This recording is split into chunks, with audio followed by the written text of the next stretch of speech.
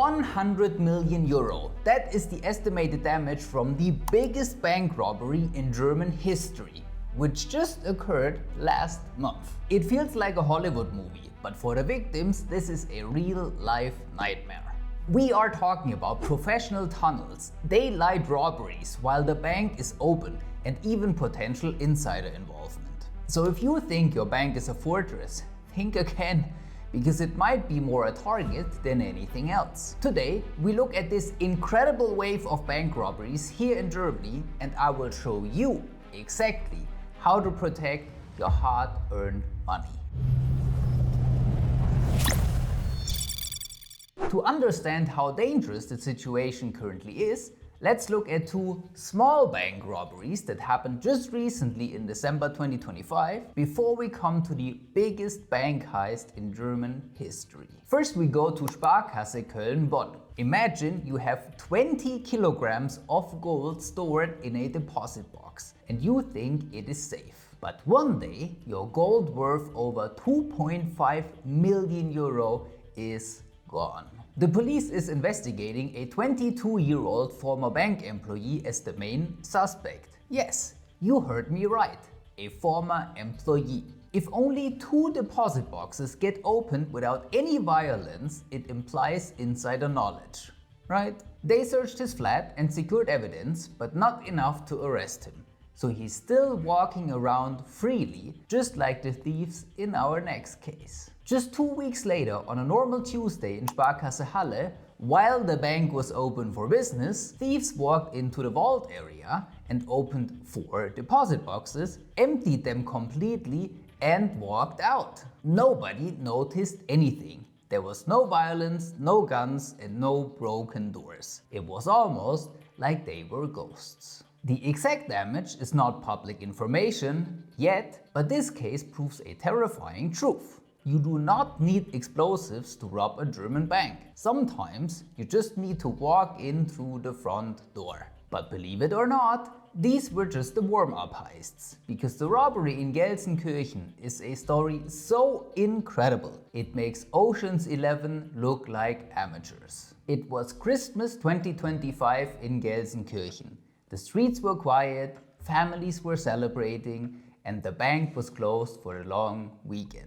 But while the city was sleeping, a professional crew was already at work inside Sparkasse Bühr. This was not a spontaneous break-in. This was a military-grade operation. Investigators believe the preparation took weeks, maybe even months. The crew entered through the underground garage and they knew exactly which door to take. They manipulated a panic exit that is usually impossible to open from the outside because it already belongs to the bank. Once inside, they set up their base in the archive room. But they did not use dynamite, they used precision. They brought heavy industrial equipment, a massive core drill. Their target was the reinforced steel concrete wall, half a meter thick, centimeter by centimeter. They drilled a perfect circle directly into the main vault. But not everything went as planned, because on Saturday morning at 6:15 a.m. something went wrong. The fire alarm triggered. Police and firefighters rushed to the scene and surrounded the bank. Inside the vault, the thieves must have frozen in panic.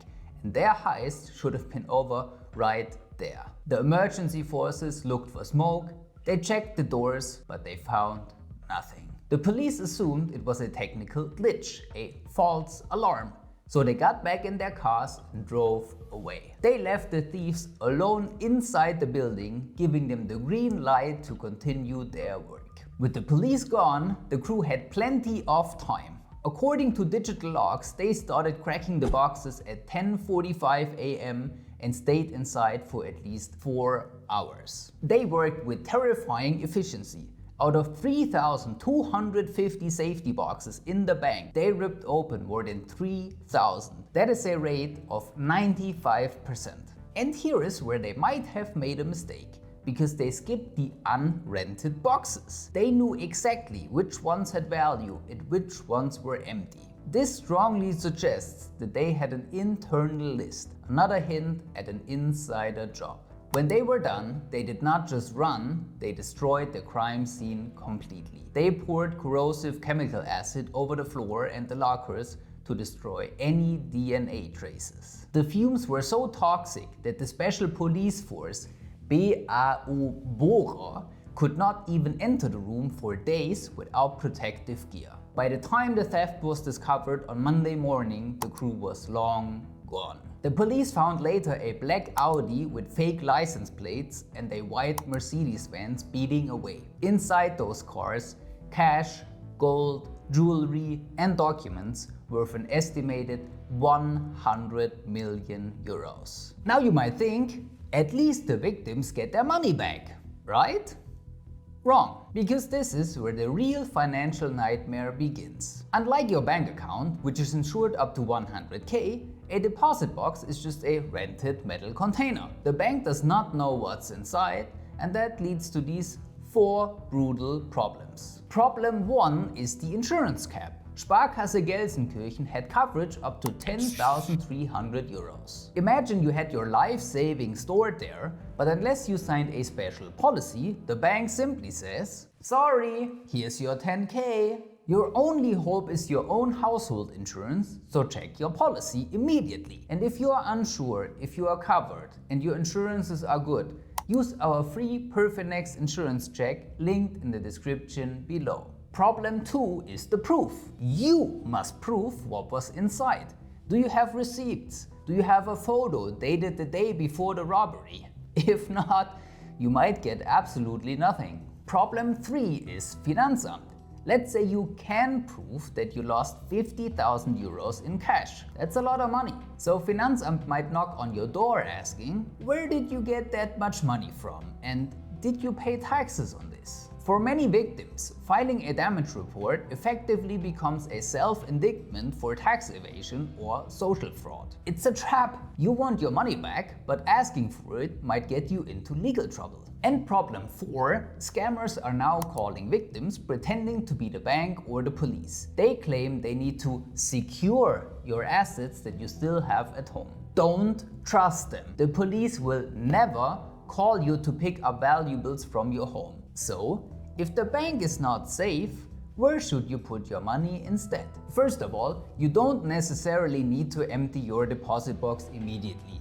And I know some of you are already typing in the comments, just buy ETFs or Bitcoin, why do you even have gold? Well, gold has value since thousands of years, and rightfully so, because the return is better than a lot of ETFs. Especially because you can sell gold tax-free after holding it for 1 year, if you buy it the right way. Want to know more about that and how to keep your investment safe, of course, then book a free meeting with us right here. And if you want to keep physical assets yourself, you have 2 other alternatives to the bank. Option 1 is the private route.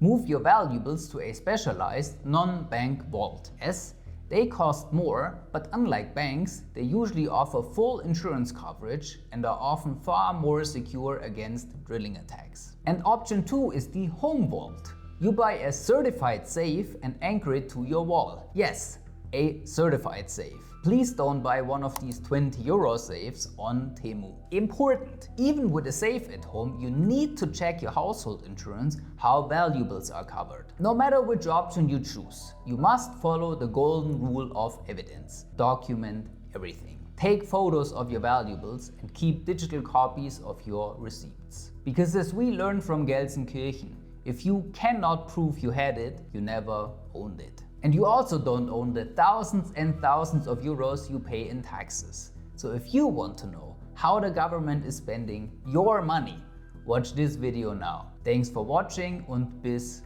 zum nächsten Mal.